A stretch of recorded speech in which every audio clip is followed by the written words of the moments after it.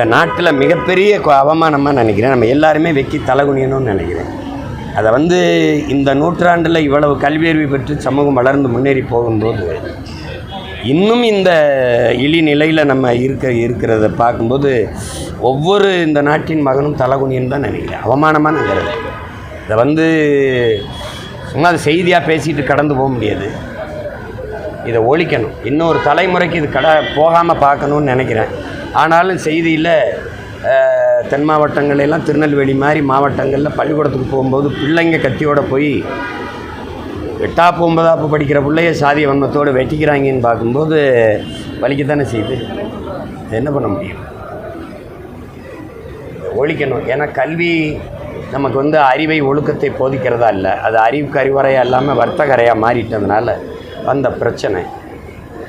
இதெல்லாம் சும்மா வழக்கு போட்டு அப்படிலாம் இருந்தாலும் பதவியை பிரித்து வெளில போடான்னு சொல்லுவேன். நான் வந்தேன்னா என்ன பண்ணுவேன்னா, உன்னுடைய கல்வி சான்றிதழ் செல்லாது, உனக்கு கடை வச்சிட்டு இல்லை, உனக்கு குடும்ப அட்டை இல்லை, உனக்கு வாக்குரிமை இல்லைன்னு தூக்கிவிட்டு அதுக்கு மேலே வேணால் சாதியை கட்டி பிடிச்சி பெருமையாக வாழ்ந்துக்கன்னு போயிடும். இது நடக்குதா இல்லைன்னு பாரு.